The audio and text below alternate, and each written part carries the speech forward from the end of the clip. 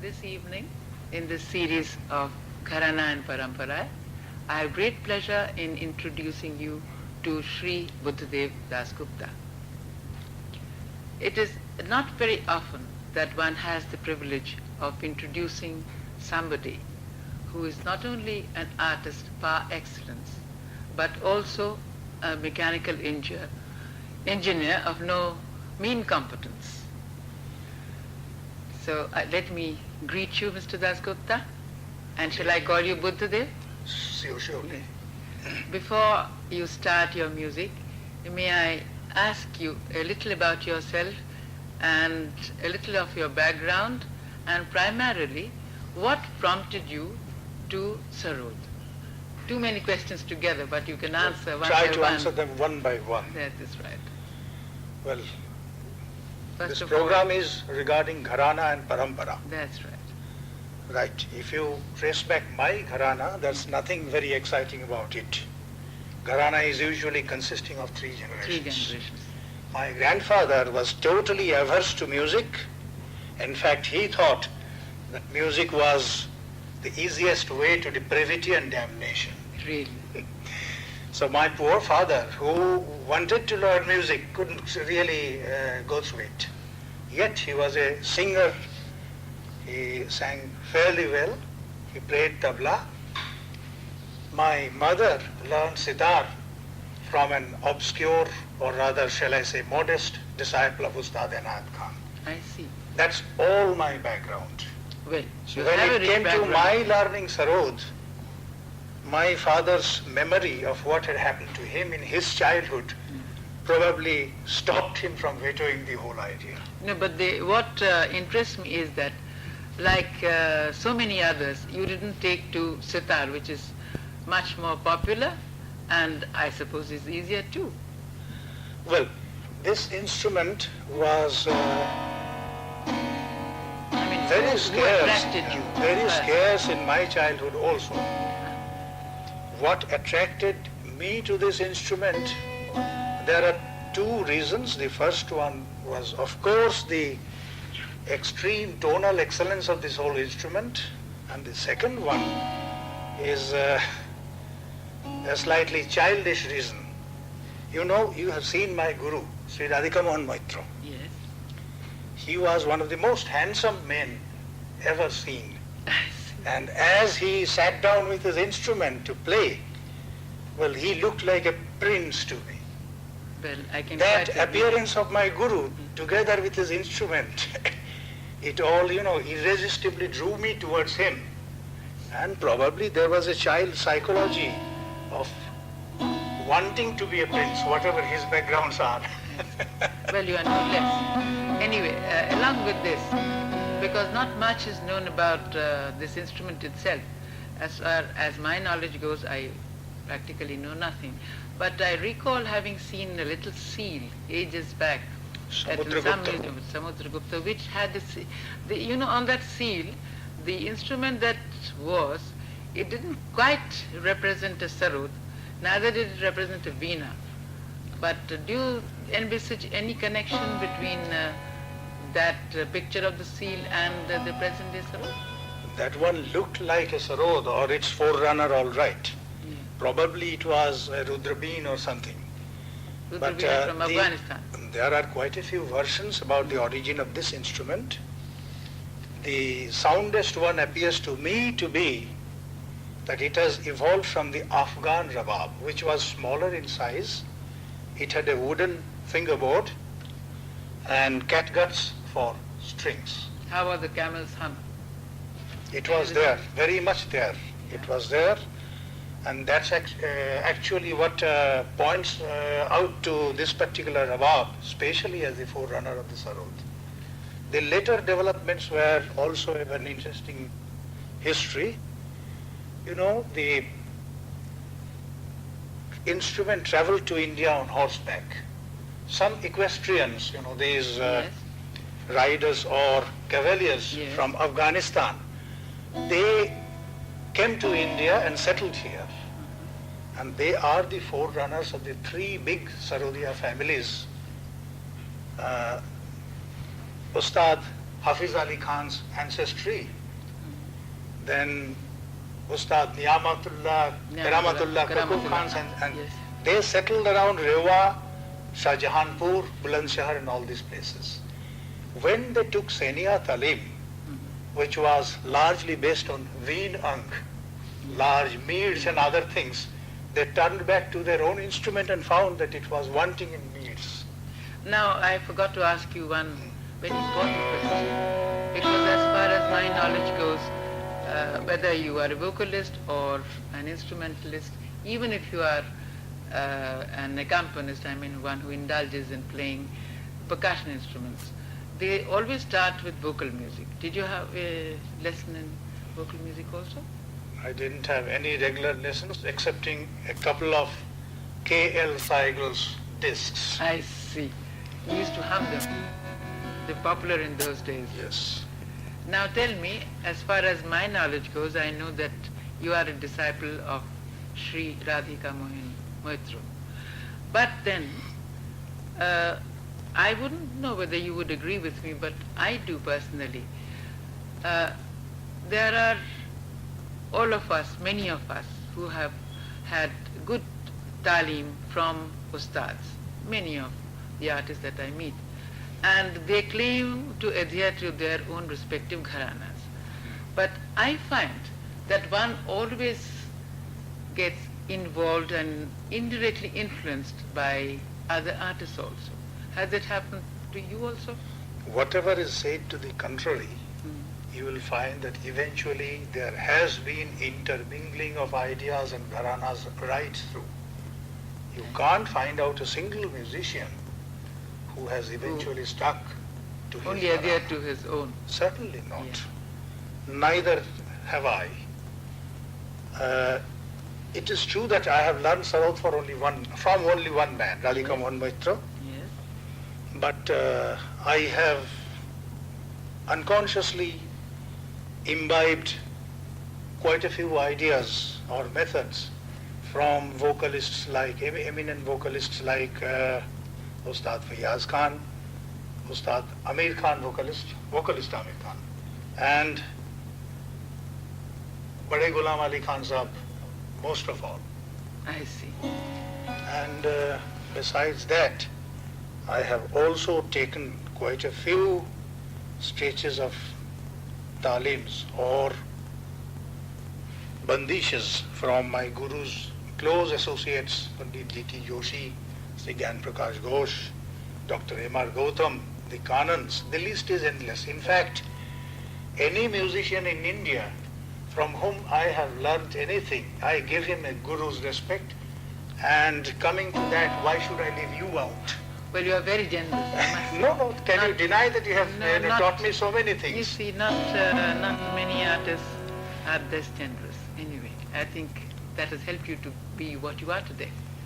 Now, can you help me in explaining, I know it's a difficult question, but if I were to ask you, what would you say were the peculiar characteristics of your playing or your gharana, since you have also imbibed influences of other gharanas, and thereby you have enriched your style. So you can surely point out by playing. That's the most difficult part Yeah. for a man to describe himself just as much as to caricature himself. You can caricature all others, but not yourself. Neither can you really describe yourself. It's the job of other people who really watch you. But I shall try to enumerate in my humble way the specialities of my gharana. As I have told you, they were descended from Rababis. Yes. My gharana actually starts from the legendary figure Ustad Murad Ali Khan, an uncle to Ustad Hafiz Ali. Yes. Murad Do you Ali have Khan. any pictures of Murad Ali or Hafiz No, Ali? unfortunately I don't Or have. any of the gurus? My guru, Radhika Mohan Moitra, his picture is available. Well, let's You have can a look at it. take it. Then. And And Who else? his guru was Ustad Muhammad Amir Khan. Do you have a picture of that? I have a picture of him. Achha, coming back farther from Amir Khan, Ustad Murad Ali Khan Sahib, at one stage, he had some sort of a feud with the rest of his family and he settled elsewhere. He went to Darbhanga. Yeah. He was childless. He picked up an orphan from Shahjahanpur, from a musical family. That's very interesting. That boy was named Ustad Abdullah Khan. He didn't become a Ustad right away, but later on he was Ustad Abdullah Khan. He was Amir Khan's father. Now this Gharāna, as I have already told you, specializes in Rabab Ang playing. Now would you demonstrate it? Because otherwise we'll get lost in conversation, one by one. Let us start with the bowl of Sarod. Right. Sarod vocabulary is based on only two types of sound that this plectrum can give you. One is Da and the other is Ra. But with these two alphabets, we have been able to conjure up, hundreds of different kinds of bowls or words.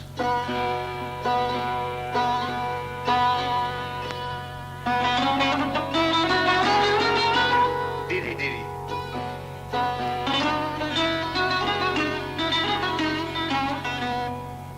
Da da da diri diri da diri diri da da da da. And I did not, lengthen the. This is only different placements of da and ra in various forms. Since, as I have already said, Rabab did not have much meal, they specialized on the right-hand side, the plectrum work. Yeah. But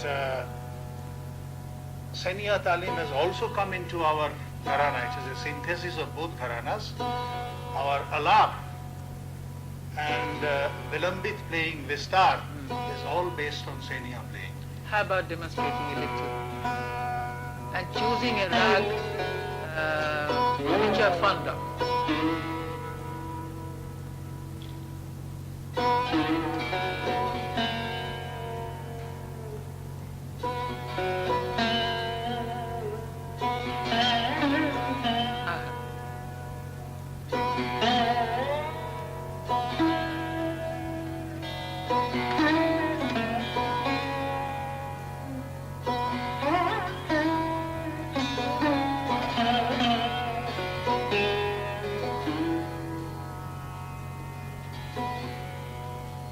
Type of thing. It's all largely based on Mis. It's a Maluha Kedar, my favorite rag. Yeah. Who did you learn this from? From Ustad. And would you like to play something of Amir Khan? Yes, I would. Before that, let me complete this part of the job, telling about my Gharāna specialties. Apart from Alap and Vilambit Vistar, when you come to Tans, they specialized in profusion of bowls and bowl applications. Not merely that, placement of the bowls in all odd positions with regard to matras. In my, when I play, I will try to demonstrate it later on. Now, I'm sorry, but I must intervene and you must do this right now so that you make your point.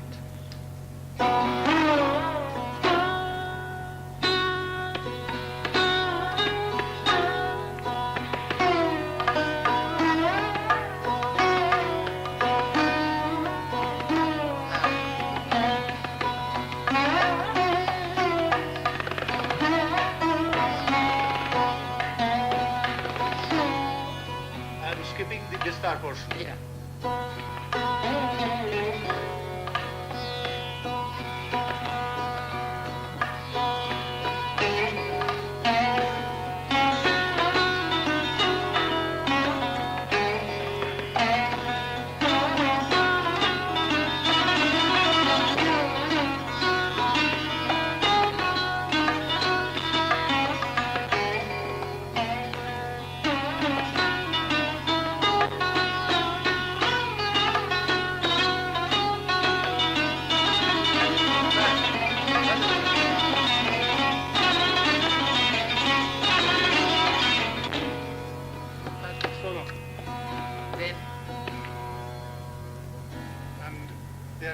really, there's an endless variety of this sort of dance. Yes. They probably imbibed something from the vocalists also. One section of our playing, one part of our tar work closely resembles the movements of your boltans in Agra Gharāna. I don't want to say that it has been directly, copied, but somehow or other it occurred to our masters also. Which one can we take up? Is something common to you? You play one for YouTube.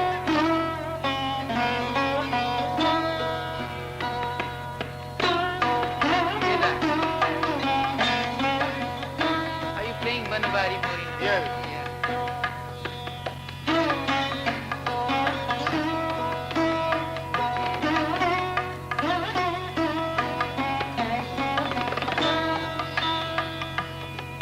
Sing it. I can't because of the difference in taste. At least within the range. That would be my escape. Just come off to more thumb. Now,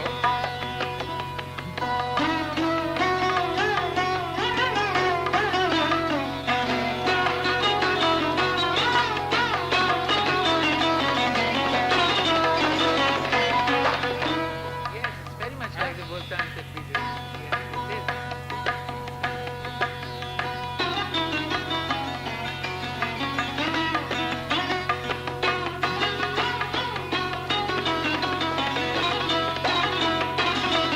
Well, it's beautiful. does it have the spirit Yes, of of your course, dance? it does. What more? What have you not covered yet? How about the Apart feet? from this, my guru Radhika Mohan Mitra, he specialized in a few other forms of dance called Ekhara dance, which is derived from the sitar. After all, Ekhara dance are not Sarod's own territory. But let me ask you a question. Do you think that the ragas of both sitar and sarod are intrinsically different? Not necessarily. Not necessarily. Actually, the instrumental disadvantage is there in case of every instrument, Because there's no Which, fret here. precludes you from fluently playing certain ragas. For instance, Madhua Tat, Purvi Tat, Tori Tat ragas are comparatively more difficult in Sarod, but nothing is difficult if you have really Practice. had over that time. sort of a grinding riyaz. May I now Now, request you to Uh, play certain compositions of which my is Gharāna. of your Gharāna and which is peculiar to you? I mean the structure of the composition before I ask you for a full display or for at least some part of I the performance. I don't know whether I have been able to cover the entire description of the performance of my Gharāna, but let us at any rate move out to compositions. This Gharāna specialized in a particular type of composition in Madhyalaya known as Firoz Khani Gat. The speciality was that it was a longish gat and covered 2 or at least 3 cycles of the time in which it was played. Avartan, as they say in Avartan. Hindi. And there were very smart jumps too, sometimes from one octave to another, and practically the entire purpose of the yard was to be very thorough. Nothing was left unexplored. And naturally enough, in some cases, there were no separate existence of Asthaya and Antara in some of these guns. Bhai Sanjay, let's start Tintal. Rag is Chaya.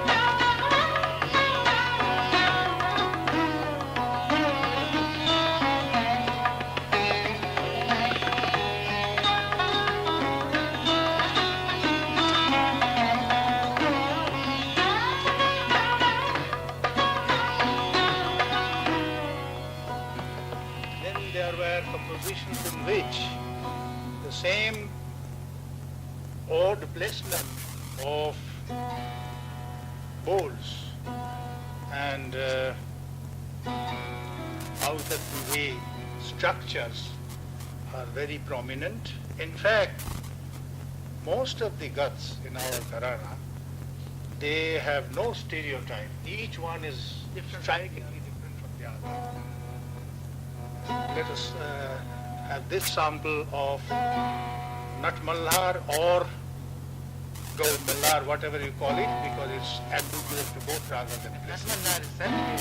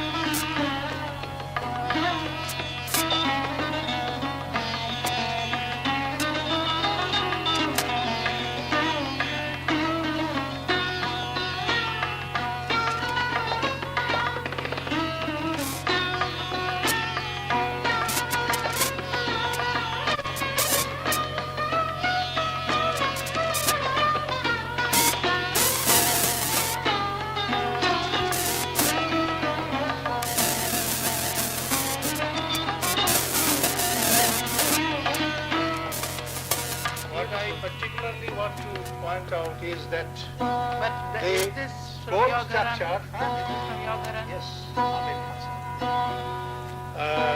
the structure and the placement of the various parts of the gut with regard to life, we are usually used to or something like that. Look at this again, how it begins and how it ends.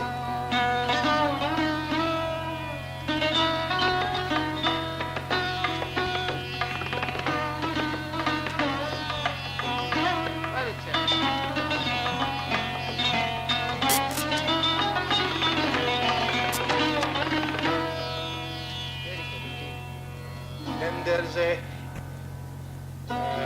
rag which Amir Khan Sahib used to play very much, quite a few compositions. It was made by transferring khambaj onto the,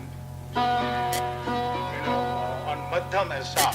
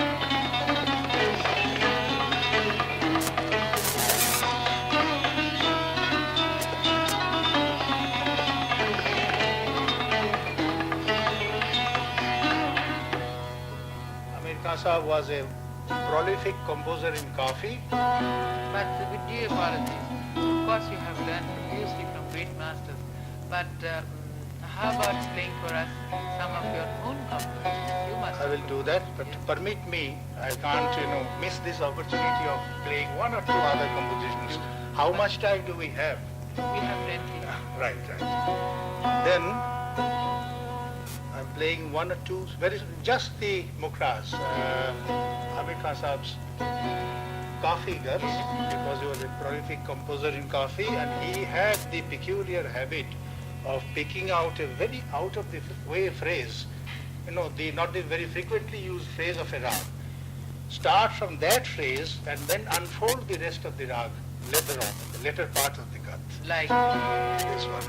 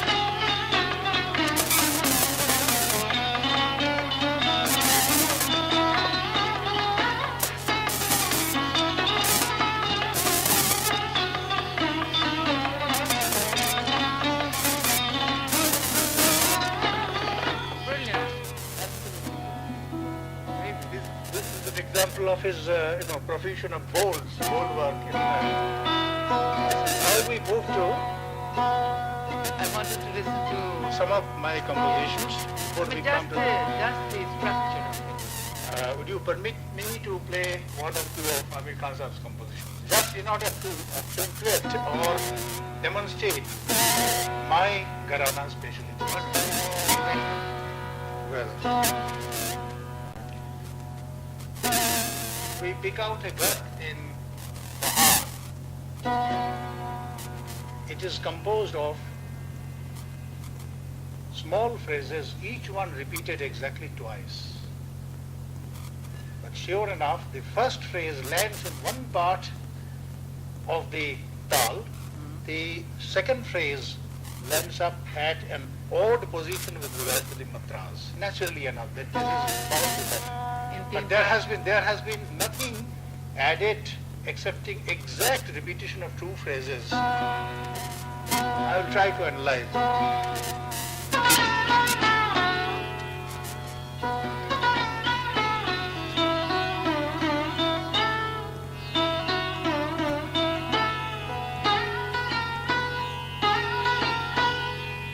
With this it is composed.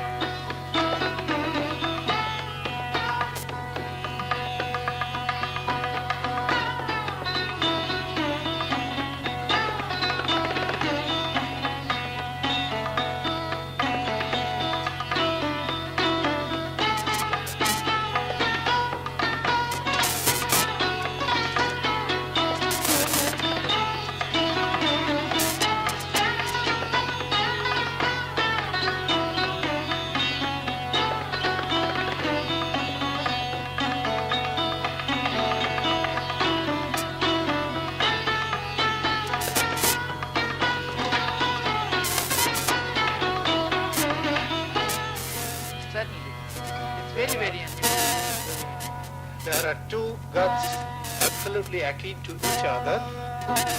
I'll only give you 2 minutes for that. No more. Right. In Zilla, they are sounding exactly similar. The one which gives you the impression of being set to Kuntal is set to Adachautal, Nice. and the one which sounds set to very odd matras is actually a Tintal Gat. Sanjay was thinking I've been having a very easy time so far. Now let's ask him.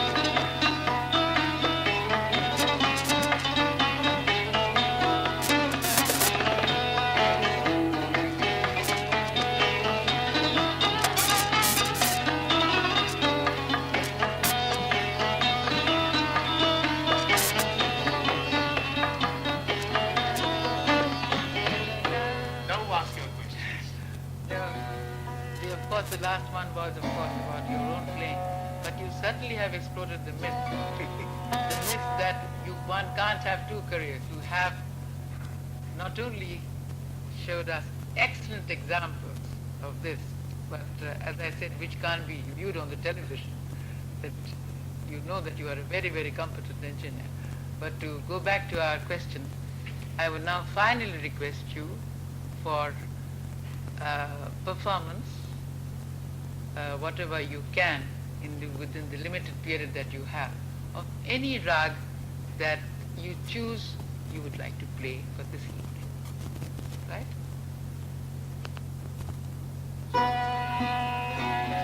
You asked me to play one of my own compositions. Yes. Here is one, Anuha Kedar, Rutgat, which I recorded in 1956.